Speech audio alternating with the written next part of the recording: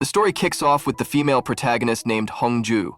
On the surface, she seemed like an ordinary, simple girl who worked at a restaurant with her mother, but there was something unique about her, that she possessed an unusual ability. Whatever she dreamt at night would turn into reality. At the beginning of the story, she had a dream where snow was falling, and she hugged a handsome stranger, telling him she trusted him, even if no one else did. This dream left her quite puzzled. She shared the dream with her mother, insisting that there was no way she would ever hug a stranger. But her mom, instead of focusing on the oddity of the dream, was only curious about one thing. Was the guy at least handsome? Hongju argued that it didn't matter, since she already had a boyfriend. Her mom, however, clearly didn't have much faith in that relationship, pointing out that meeting someone twice and deciding to marry him the third time wasn't exactly a solid foundation. She reminded her daughter that she barely knew the guy. Around the same time, two new neighbors who had just moved in, two brothers. One of them was the male protagonist, Jae-chun, and the other was his younger brother, Seon. As soon as Hongju saw Jae-chun, she was stunned. He was the same handsome stranger from her dream. To welcome the new neighbors, some of the residents gifted rice cakes, which Jae-chun disliked with a passion, so he figured he might as well re-gift them to another neighbor, Hongju.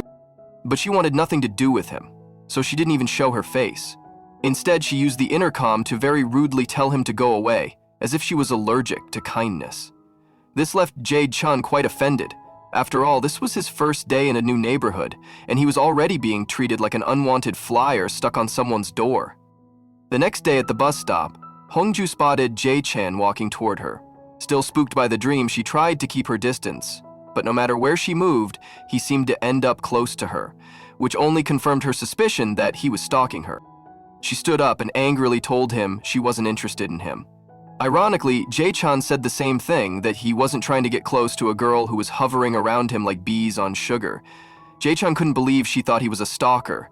Hongju, feeling humiliated, rushed away. Meanwhile, the girls standing nearby giggled and commented that this plain-looking girl truly believed someone as handsome as Jae-chan would stalk her. One even joked that if confidence was a currency, Hongju would be a billionaire. Later, Hongju saw a man who had visited their restaurant. She recognized him from a dream where he died in a fire caused by his own lighter. Alarmed, she and her mother tried to prevent it. They even snatched his lighter. But fate couldn't be changed. He died in a petrol station fire, just as her dream had shown. Then the scene shifted to Jae-chan, revealed to be a newly appointed prosecutor on his first day. His good looks sparked interest among his female colleagues, some of whom had already become his fans without even talking to him. Just then, Boom entered the office and informed everyone that Jae-chan might look good, but he wasn't very bright, and because of that, their workload was only going to increase. He shared that he used to be Jae-chan's tutor, and mockingly added that Jae-chan used to study just ice instead of justice. And just like that, the charming hero suddenly turned into an office joke, and no one even wanted to shake hands with him anymore. Boom, as it turned out, was quite cunning. He was once a prosecutor himself, and had now become an attorney. Jae-chan didn't get good vibes from him, possibly because Boom had once taught him how to cheat, and even suggested tampering with his report card. Jae-chan had shown that fake report card to his father, and ended up deeply embarrassed when caught. Seeing Boom again brought back those uncomfortable childhood memories. On the other hand, Hongju had a disturbing dream in which she kept crying. She saw herself in a hospital, with long hair, being informed that her mother had died, and worse, that it was somehow her fault. She woke up terrified. Never once had her dreams been wrong. She hugged her mother tightly and, in a panic, even chopped off her own hair, declaring she'd never grow it out again. Her mom hugged her and begged her not to ever blame herself if something happened. Next came Valentine's Day. Jae-chan, now proud owner of a new car, was taking selfies with it, completely in love with his own reflection. Just then, he noticed Boom arriving for a date. To Jae-chan's horror, his date was none other than Hongju. The idea of Boom and the rude girl being a couple disgusted him so much he was ready to cancel love altogether. During dinner, Hongju grew anxious about her mom, who wasn't answering her phone. Concerned, she left the dinner midway to check on her. Because of the heavy snowfall, she didn't drive herself and instead let Boom take the wheel. That turned out to be a terrible decision. They got into a severe accident. Someone died after being crushed under the car, and both of them were injured badly. 10 months later, Hongju woke up in a hospital with long hair, just like in her dream. she found out that she was facing a legal case because the person killed in the accident was a police officer. Her mother had fallen deep into debt and died from the stress. Then came the biggest shock. The prosecutor investigating her case was none other than Jae Chen. He told her she was the one driving that night, but Hongju insisted she wasn't. She guessed that maybe Boom had switched seats while she was unconscious to frame her. Unfortunately, she had no proof. Courts need evidence, not guesses. Feeling completely defeated and alone, her father already gone, and now her mother too, she tried to end her life. People around her desperately tried to stop her, but she leapt from the rooftop anyway, whispering that no one would believe her. And just when it seemed the story was over, it turned out everything was Jae Chan's dream. It was the first time he saw such a vivid dream. It felt more like real life. He told his brother Seon about it, who excitedly asked if the dream was romantic or a hate-to-love story. But Jae Chan said it was more of a thriller, maybe even horror. The girl and her mother had died. Still, something told him it wasn't just a dream. At the bus stop, he approached Hongju and asked if she knew Boom. He wondered if she was his girlfriend. But to her, he sounded completely bizarre. She started avoiding him, assuming once again that he was a stalker. As she rushed off in a taxi, he called after her, telling her not to drive that night and to stay away from cars. She looked up at the sunny sky and wondered if he'd forgotten his weather app. To confirm everything, Jae Chan visited the restaurant from his dream and saw Hongju with Boom, just like before. Seeing them together left him shaken. He even tried to separate them, but they still walked in. A little while later, snowfall began, and he noticed them hurrying away from the spot. Seeing this, he realized the impossible was true. Boom really was the one driving the car. At first, he wondered why he should even care, but despite himself, he couldn't resist getting involved. He rushed to his car and started chasing after them. As soon as he saw Boom about to crash into someone, he swerved and rammed his own car to throw him off course. Thankfully, though they were injured, no one lost their life and they narrowly avoided a major disaster. Afterwards, he safely pulled Hongju out of the car, but the moment Boom saw him, his temper flared. He demanded to know why he had been following his car. Was he still holding a grudge over that motorcycle incident? The scene cut to a flashback of a past accident involving the two of them. At that time, too, Boom had pulled the same trick, blaming poor Jae Chen entirely and walking away spotless. The guy had been a pro at blaming others since childhood. In the present, Jae Chen told him no one would believe him, but the truth was that if Boom had hit that man, the woman beside him would have taken her life, and her mother too. Hongju was shaken. It hit her hard because she'd been in that exact same position. She used to see dreams that came true, but no one ever believed her. Deeply moved, she stepped forward and hugged him, saying she believed in him, even if no one else did. Caught up in the emotion, Jae Chen hugged her back. The next thing shown was the two of them sitting together in the ambulance. When he asked, she confessed that she had prophetic dreams. That's why she trusted him, because she could understand what he was going through. She said they were alike, both cursed with inconvenient foresight. The scene shifted to a pianist named Yun, who was in the middle of an interview when her mother suddenly collapsed. It was revealed that her father had been abusing her mother for years. The constant domestic violence had seriously deteriorated her mother's health. Meanwhile, Hongju seemed to be losing it a bit. In the hospital, she kept pestering Jae Chen with questions. Why did he risk his life to save her? Why wreck his brand new car for her? Was it because he liked her? Could he really go to any length to protect her? She teased that this must be love at first sight. Jae Chen was so flustered by her rapid-fire questions, he practically tripped and fell over trying to step back. But Hongju wasn't done. The next day, she dreamt about Jae Chen again. Inspired, she made him heart-shaped rice cakes and went to deliver them. He was confused and a little alarmed at her clinginess. Right there on the intercom, he bluntly told her not to show up at his place with anything ever again. It was a cold dismissal. Later, he visited the same cafe Hongju had seen in her dream. Because of that dream, she followed him around like a walking GPS tracker, and even sat beside him on the train. Jae Chen was baffled. One kind gesture and suddenly he had a human magnet attached to him. When he got off the train, she gave him an umbrella, warning that it would rain soon. But Jae Chen, now swimming in attitude, coldly told her he would never help her or anyone again. He said he just wanted a normal life and returned her umbrella. But the moment he stepped outside, it started pouring, and he thought to himself that maybe, just maybe, the umbrella could have stayed. Back at the station, Hongju was lost in memories of her father. She used to love him dearly. They even played baseball together. One day, she tried to stop him from taking a particular bus, having dreamt of an accident. But he didn't believe in her visions, and that day, she lost him forever. Meanwhile, Yun turned out to be Seon's classmate. Her father was known for buying off lawyers and police officers to erase any trace of his abuse. That day too, he came by and Boom helped him manipulate the evidence. Because of this, Yun was devastated. But Seon comforted her and reminded her not all prosecutors were bad. His own brother was one, and he promised they'd get justice. This case landed on Chae-chan's desk, but thanks to Boom's sabotage, there was no usable proof.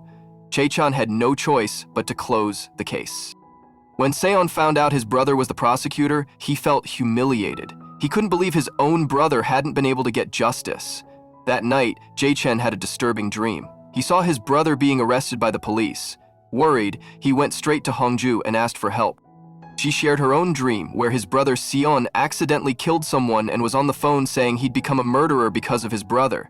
They decided to work together and prevent this from becoming reality. Meanwhile, Seon was with Yeon when she suddenly realized her parents were about to have another fight. Panicked, she rushed home and Seon followed. Hongju, trying to recall every detail of her dream, described the scene to Jae-chan. Based on her clues that 2 statues of moons were near the building, they were able to identify the place and rushed there. At the same time, the cop, Woo-tak, whose life Jae-chan had saved in the accident, also had a dream related to Jae-chan. He saw him crying as his brother was being taken away. While patrolling, he saw Jae-chan running in those same clothes from his dream and decided to follow him. They reached the building and pulled the fire alarm so everyone would evacuate. That way, neither Seon nor Yeon would be hurt. Their plan worked, the future was changed, and the crisis was averted. Woo-tak even met Hongju, and everyone began to understand the strange situation they were all part of. Afterwards, a heated argument broke out between Jae-chen and his brother. Seon lashed out, accusing him of being a useless prosecutor who couldn't even get justice for one woman. He declared he would never be proud of him. Jae-chen understood his pain. Yeon and her mother couldn't go back home due to the risk from her father, so Hongju told them to come with her. Pretending to be the girlfriend of her friend's brother, she took them in and Woo-tak gave them a ride. Back at home, Jae-chen recalled how he once forged his report card and how that moment broke his father's trust.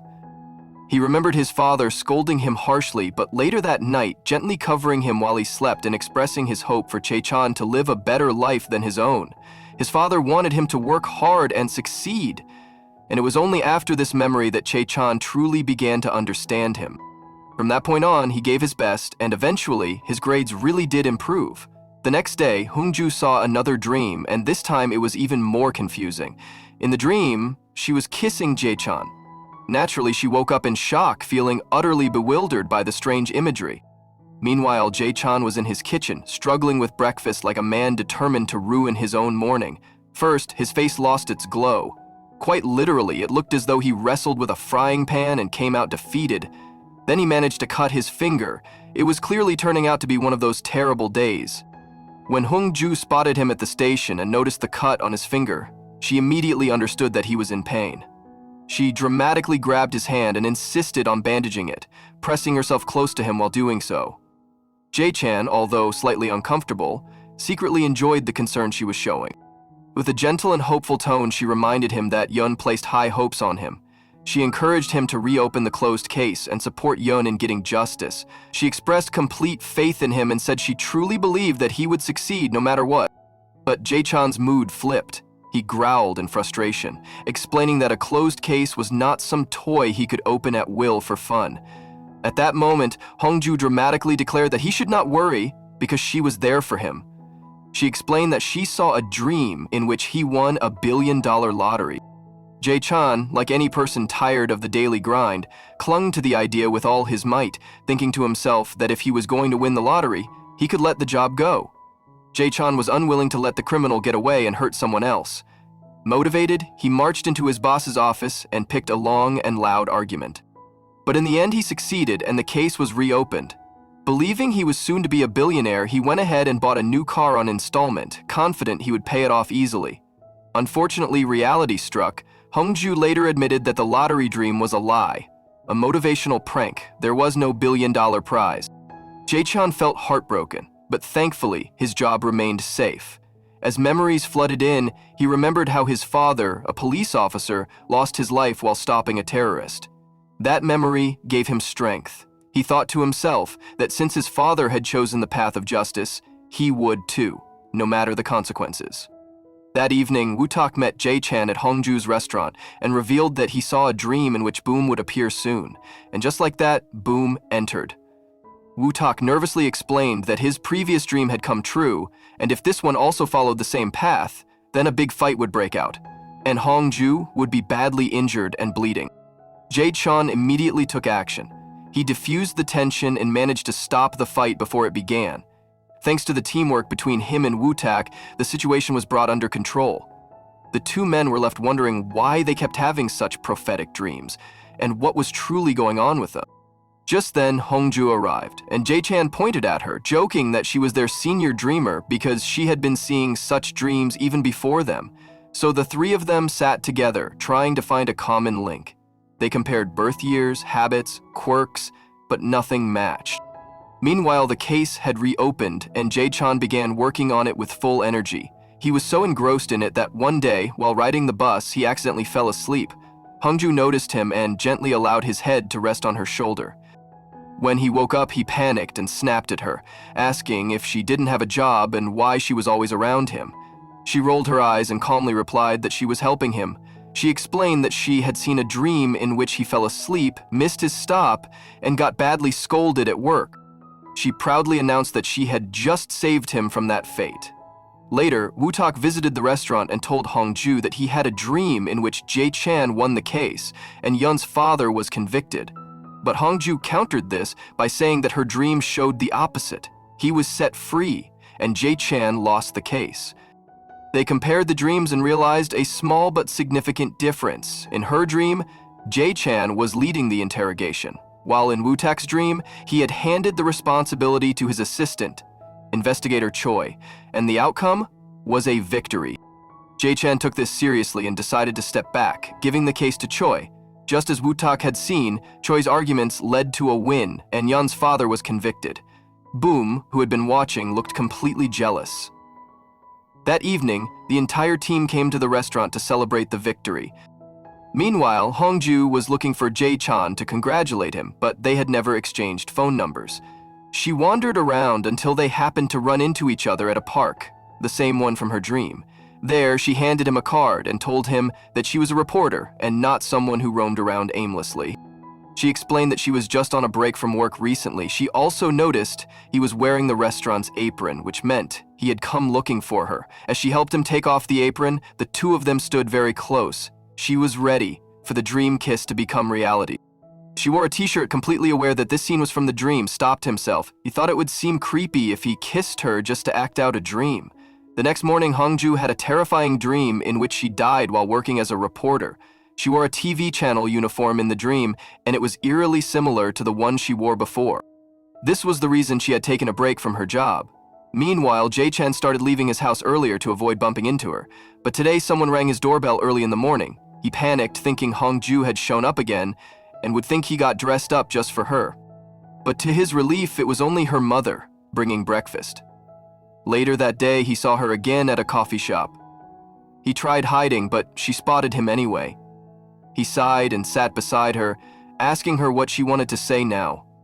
She finally opened up about her dream. She told him how she had seen herself dying in it while working as a reporter. That was why she had been avoiding going back to her job, and her mother wouldn't even let her talk about it.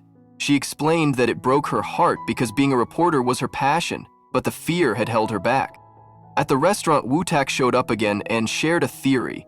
He said that he always dreams about Jae-chan because he saved his life, and Jae-chan always dreamt about Hongju, so it is possible that they have some kind of connection. While Hongju suddenly had another dream in which a girl caught fire during a birthday party. Determined to change that future, she crashed the party and sprayed everything with a fire extinguisher. The party was ruined, but the future was saved. Meanwhile, Jae-chan saw a dream in which the angry guests blamed Hongju for the mess and tried to attack her. He could not stay still and rushed to help her. Woo-tak also saw a dream in which Jae-chan was in danger, being chased by a mob that wanted to hurt both him and Hongju.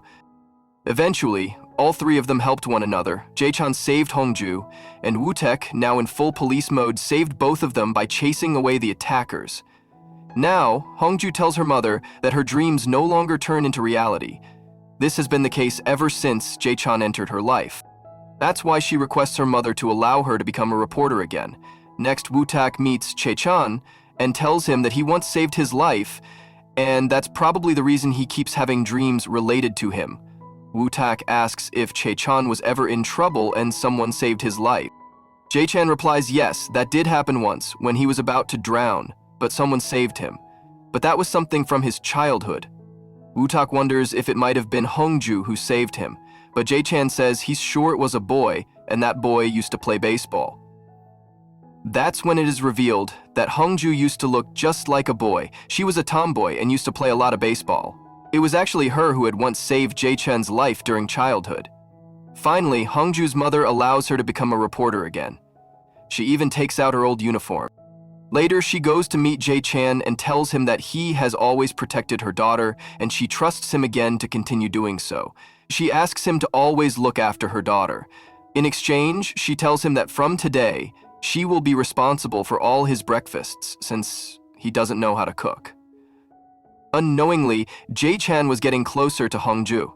As he watches her go to the office, he notices how anxious she looks. She's scared because of her dreams. While everyone was crossing the road, she couldn't muster the courage. She didn't know how she'd go into that office while holding on to such frightening dreams. That's when Jae-chan comes to her, holds her hand, helps her cross the road, and says she should trust him.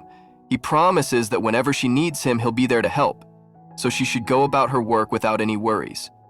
Hearing this, she becomes very emotional, and tears well up in her eyes. This time, Jae-chan doesn't pull away from her. She even uses his tie to wipe her tears. All of this felt strange to Jae-chan, but still, he didn't push her away. In fact, protecting Hongju gave him a kind of happiness. After this, there was an accident in which two brothers were traveling in a car, but because of the accident, the younger brother died. The elder brother, whose name was Kang Yasin, is seen crying profusely, blaming himself. But in reality, this entire show of grief was a performance for his younger sister and the police. The truth was that his intentions were evil. He had taken out insurance policies in the names of both his siblings. Now he was happily collecting the insurance money. After receiving a lot of money, he goes directly to Boom's office and confesses that he had killed his own brother for the sake of the insurance payout. In fact, before the accident, he had poisoned his brother and then placed the body in the car. He tells Boom to take as much money as he wants, he just needs to be saved from the police. At the same time, Jae-chan is dreaming. In the dream, he sees Hongju reporting the news and mentioning Kang's name, saying that he had murdered both his brother and sister for insurance money. As Jae-chan wakes up from the dream, he instinctively cuddles his younger brother, just like he had clung to Hongju in his dream. Standing there, looking a bit disturbed, he suddenly remembers the offer made by Hongju's mother to come and have breakfast at their place. He decides to make use of the offer, and the two brothers head to her house. Meanwhile, Hongju is taking a shower while listening to music. After the bath, she is enjoying herself and jokingly complains to her mother about how fast her leg hair grows, as if at the speed of light. In her playful mood, she steps out, unaware that her neighbors are visiting. When she sees them, she's briefly embarrassed, but quickly recovers and confidently flips her hair and welcomes them with, "Welcome to the breakfast." Soon, they all sit at the breakfast table. Hongju's mother says that this kind of chaos probably exists in every household, and asks Jae-chan if the same happens at his place too. But Jae-chan insists that he is even more neat and tidy at home than he appears here. Hearing this, Hongju teases him and says not to make her speak. She's already seen everything in her dreams. When she starts describing how he uses the toilet with the door open, how he even asks his brother to pass him the toilet paper, and how messy his house always is, she concludes that even tribal people would be more civilized than him. Hearing this, Seon also looks a bit happy and sides with Hongju, saying she is absolutely right. But he gets a smack from Jae-chan for saying so. Later, at the bus stand, Jae-chan stands a little embarrassed. Hongju tells him not to worry now that they've both seen each other's realities. They're even. There's no need to feel shy or awkward anymore. Just then, Hongju's bus arrives. Jae-chan takes her hand, leads her into the bus, and says, "I made you a promise, right? Now it's time to fulfill it." From today, I'll drop you to the office every day before going to mine. Hongju feels truly special. Later, as part of her reporting assignment, Hongju has to visit the police station. There, Woo-tak is also present. She asks him about a new case involving several street cats that were poisoned to death. She gathers all the information related to it for her channel's report. On the other hand, when Jae-chan reaches his office, he finds out that a new case has come in, one involving Kang, who's accused of killing his brother. Jae-chan is shocked to hear this because, of course, he had already seen all of it in his dream. But he can't reveal this to anyone. Moreover, the case isn't assigned to him but to the prosecution team. The opposing lawyer is none other than Boom. It seems almost impossible that they'll be able to win the case. Back home, Jae-chan is visibly embarrassed and begins cleaning furiously. He even wants to vacuum up his brother. Then, Jae-chan has another nightmare, in which he sees Kang with blood on his hands, chasing someone to kill them. There are two girls in the dream. One of them is Hongju, crying out, "Please, Jae-chan, help me." Waking up terrified, he rushes to Hongju and asks her what case she's working on these days. She replies that she's working on the poisoned cats case and assures him there's no threat from any criminal, he can rest easy. But Jae-chan tells her that if she ever needs help, she should not hesitate to call him right away. He will be there. The courtroom trial of Kang begins. The prosecution is not handling the case very effectively, whereas Boom, with his solid arguments and preparation, clearly seems to be on the path to winning. The truth, however, is that Kang had first tested the poison on stray cats in his neighborhood, using it to kill many of them. After seeing the fantastic results, he gave the same poison to his brother and then staged the accident. His clever move was to make sure no autopsy was done, so no solid evidence could be found against him. Meanwhile, while pursuing the case, Hongju suddenly remembers that she once saw Kang feeding food to stray cats in that very neighborhood. And now that he is accused of murdering his brother, it all starts making sense that he had surely mixed something in the cat's food. Based on this realization, she calls Jae-chan and shares all the information she has.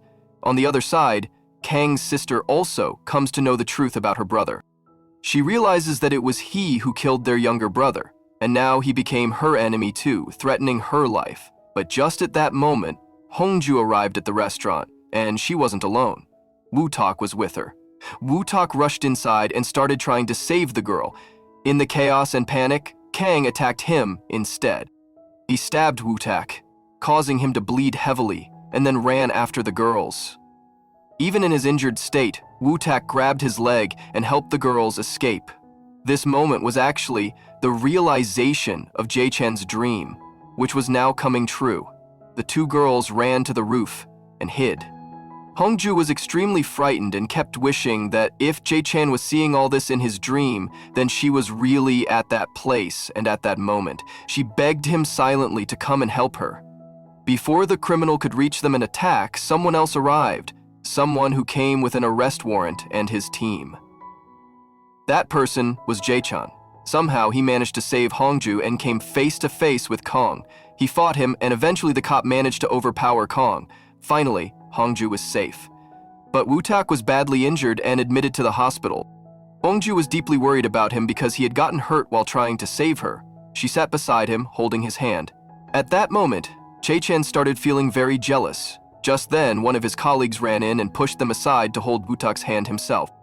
Seeing this, Jae-chan began to feel much more relaxed. Initially, Kang was released, but now the police had caught him again.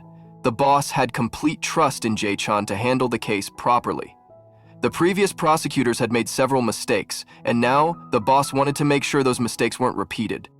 That's why he assigned the case to Jae-chan, so he began the investigation. And during the interrogation, he sensed something. It seemed like the criminal had full confidence that Boon would save him no matter what. But he didn't know that Jae-chan had made up his mind to ensure he received proper punishment this time, especially because he had even tried to harm Hongju. Then, the scene from Jae-chan's dream played out again. Hongju was reporting that very case on live TV, but this time, unlike in the dream, her sister was not murdered, only her brother was lost. They had managed to prevent the worst part of the dream from coming true. The case went back to court, and this time, Jae-chan handled everything very well. The way he managed things made the boss scold the previous prosecutors for not taking the case seriously earlier. Meanwhile, poor Hongju was feeling very guilty about Woo-tak being so badly injured and still in the hospital. She kept thinking how she could possibly bear the fact that he had risked his life for her. She went to the park and was about to break down in tears when Jae-chang called her. He asked where she was, and she replied that of course she wasn't wandering in a park. But the moment she hung up the call, she found Jae-chan standing right in front of her. He told her that she should realize she couldn't lie to him. He said if she wanted to lighten her heart, she should go ahead and do it. He revealed that he had seen her in his dream, sitting all alone in this very park, crying her heart out. He had even brought her a box of tissues and gently wiped her tears. He also shared with her that sometimes in life, one feels like crying without holding back. He remembered how he had cried a lot when his father caught his bad report card, and how ashamed he had felt. But someone had come and comforted him, which helped ease his burden, and today he was there to do the same for her. In the end, when the tissues ran out, he offered his tie to her to wipe her tears. A few days later, Woo-tak was finally discharged from the hospital. Hongju went to see him. At that moment, he was standing shirtless, changing his clothes, and just as Hongju was about to enter the room, Jae-chan quickly pulled a shirt between them, because he didn't want her to see Woo-tak like that. Since Woo-tak lived alone, there was no one to take care of him. Hongju offered to come stay at her house. She and her mom would take good care of him. Hearing this made Jae-chan even more jealous because Woo-tak immediately agreed. So Jae-chan also laughed and said he deserved a chance to take care of Woo-tak too. Woo-tak replied that of course, he would give Jae-chan that opportunity. Then the scene shifted to a lively barbecue party. Woo-tak had moved into Hongju's house and was enjoying himself, while Jae-chan could only watch them happily bonding through the window. His own house had turned into a mess because Woo-tak had left his dog there, and the dog had wreaked havoc. While eating, Woo-tak realized a few things were missing, so he immediately called Jae-chan and asked if he could go to the superstore and get some supplies. Jae-chan replied enthusiastically that he was always ready to serve him. Hongju also decided to go shopping together. At the superstore, they stayed connected to Woo-tak via video call. He checked everything they bought. Woo-tak was being super picky about even the tiniest items, just like girls tend to be. In the end, poor Jae-chan was completely exhausted. They had shopped for hours and reached home very late. While sitting in the car, Hongju told Jae-chan that he had done so many favors for her, and she never managed to repay them. It made her feel awful. Jae-chan got emotional and told her to make him that one special person in her life, the one who didn't need repayment for any favor. He asked to be that person. As he moved closer to kiss her, his seatbelt held him back and stopped him. Their romantic moment got paused right there. Jae-chan was so embarrassed that he got out of the car in silence. Outside, Hongju kept questioning him, and he awkwardly kept replying. Eventually, he said too much, and Hongju stepped forward and kissed him to make him stop talking. But their kiss was seen through the intercom by none other than Woo-tak. But Jae-chan was over the moon. When he got home, he couldn't stop blushing or smiling. Meanwhile, Hongju, who had initiated the kiss, was now extremely nervous. She went inside and started worrying about how she'd face Jae-chan the next day. A flashback revealed how years ago, Hongju and Jae-chan first met at their father's funerals. Both their fathers had been murdered by the same person, a terrorist who was the brother of a police officer. That cop was the one they both hated because it was his brother who had killed their fathers. But the cop himself wasn't at fault. In fact, he had come to apologize, feeling deeply ashamed. The next day, Hongju peeked under the door, hoping to sneak out and avoid facing Jae-chan. She told her mom to lie for her, but her mom wasn't the lying type. She told Jae-chan the truth that Hongju was avoiding him and pretending to be back from work already. In the end, despite all her efforts, Hongju had to go to the office with Jae-chan. He took her hand and led her along. On the way, he stopped and told her that if she was feeling embarrassed because of what happened the day before, then he would pretend like nothing happened, but he requested her not to avoid him and to act normal. Now, a new character was introduced. A female archer named Sarah. At her flat, a man had just arrived to fix the internet. His name was Do-hak. As he finished his work and left, shortly after, news came that Sarah had died. Not only that, but near her body, there was a blood-made print in a strange, unreadable shape. It seemed like the killer had left a clue. At this point, all suspicion fell on Do-hak because CCTV footage showed that he was the only person who had entered her house that day. Back at the breakfast table, Jae-chan was serving Woo-tak with great care, of course, because Woo-tak was still injured. But Woo-tak announced that he would be shifting back to his own home that evening. Hearing this made Jae-chan so happy that his excitement practically overflowed from his face. but everyone else was feeling quite upset. Later in the evening, Hongju pinched Chae-chan and gave him a warning, saying that even if he couldn't be genuinely kind, he should at least try to act a little sweet and polite toward Woo-tak. After all, she had done him a great favor. Then both of them went together to drop Woo-tak at her home. Jae-chan asked if her stitches had come out, and without hesitation, he lifted his shirt to show her, saying that he had just gotten them removed that day. She quickly covered him up and told him never to act like that in front of Hongju again. As they were leaving, Woo-tak came to see them off and told Hongju never to blame herself. And it was his duty to save lives, and even if he had gotten injured for her sake, there was nothing wrong with that. She should not hold herself responsible. He told her that he had seen a dream where the two of them were sitting together in a park, and she had been crying while he was comforting her. After they left, Woo-tak had a dream in which she saw Chae-chan prosecuting and interrogating her regarding the case of Do-hak. She was abruptly awakened by a call from Hongju, who told her she had a nightmare where a criminal had broken into Woo-tak's house and was confronting her, possibly even trying to harm her. She advised Woo-tak to be careful, and just as she hung up, Woo-tak saw Do-hak sitting right in front of her. He had already entered his home. It was revealed that Do-hak had been an old friend and former roommate of Woo-tak, which is how he knew the password to his house. He begged him to believe that he hadn't committed the murder and that the accusations were false. His emotions were all over the place. He cried, screamed, got angry, and even threatened him in the end, saying that if he didn't help him, he would expose his secret to the world. Somehow, Woo-tak calmed him down and told him that running would only make him look more guilty. If he was innocent, he had to surrender to the police. Taking his advice to heart, Woo-tak turned himself in. As the police were taking Do-hak away from his home, Hongju arrived, deeply worried. Woo-tak reassured her, saying he was perfectly fine and that she shouldn't be concerned. Since it was almost morning, he decided to drop her home himself. At the same time, Jae-chan had a dream in which he saw Woo-tak hugging Hongju. The sight left him extremely distressed. He rushed to the window just as they were getting out of the car. Before anything could happen between them, he ran barefoot to them and disrupted the scene. He simply couldn't tolerate anyone, even as a friend was hugging Hongju. Later at the breakfast table, they met again. Woo-tak mentioned her dream and concluded that Jae-chan was going to be the prosecutor for the case. He insisted that his friend was innocent. He may have committed minor crimes in the past, but he wasn't capable of murder. Jae-chan, however, clearly stated that he would decide the case based only on the evidence, not emotions. He would remain unbiased. Then he told Hongju that he had dreamt of Woo-tak hugging her and that it had made him very uncomfortable. He said that, had he not arrived in time, they probably would have hugged. He added that Hongju seemed a bit too interested in Woo-tak. Hongju jokingly replied that she had always had a weakness for uniformed officers, whether cops or pilots, and Woo-tak looked especially hot in uniform. Hearing this, Jae-chan tried to make a case for prosecutors, saying they also had uniforms and looked good in them. But Hongju teased him, saying that seeing prosecutors in their robes made her feel like she was watching a church choir. Poor Jae-chan even imagined this and instantly felt secondhand embarrassment. Jokes aside, the two sat down for a serious conversation. Hongju told him that while Woo-tak may believe her friend was innocent, she thought Do-hak was a criminal and wanted Jae-chan to conduct a thorough investigation. She insisted that whoever was guilty must be punished, and she will always be on his side. Jae-chan assured her and told her not to worry.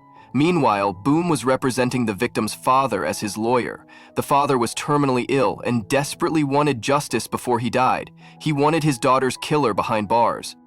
That night, Hongju had a beautiful dream where she saw Jae-chan buying a ring for her. The dream filled her with excitement. She started thinking he might propose soon. Even at the breakfast table, she couldn't stop blushing without reason. Her face had turned so red that everyone noticed. Woo-tak later went to meet Do-hak in custody, and he pleaded again, begging her to save him and find the real murderer. He insisted he hadn't killed the girl. Later that day, Woo-tak was also summoned to the prosecutor's office for questioning. He looked incredibly handsome in uniform, and all the girls in the office couldn't stop staring at him. He left quite an impression, which made Jae-chan extremely jealous, as people kept comparing his looks to Woo-tak's charm. During the investigation, Jae-chan gathered all colleagues and superiors to witness the proceedings. Woo-tak firmly supported Do-hak, stating that just because he appeared on CCTV didn't prove he was the murderer.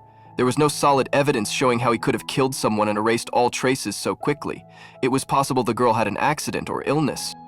On the other hand, Hongju went to interview Boom, who was focused on proving that Do-hak was indeed the killer. No one else could have done it, he claimed. Jae-chen still didn't find any solid evidence against Do-hak. It was hard to believe that someone could clean up a crime scene, plant fingerprints, and escape in such little time. The death could have been an accident, but the real mystery was who left the prints near the body. Leaving prints after such a murder seemed like something only a serial killer would do. Clearly someone had murdered her.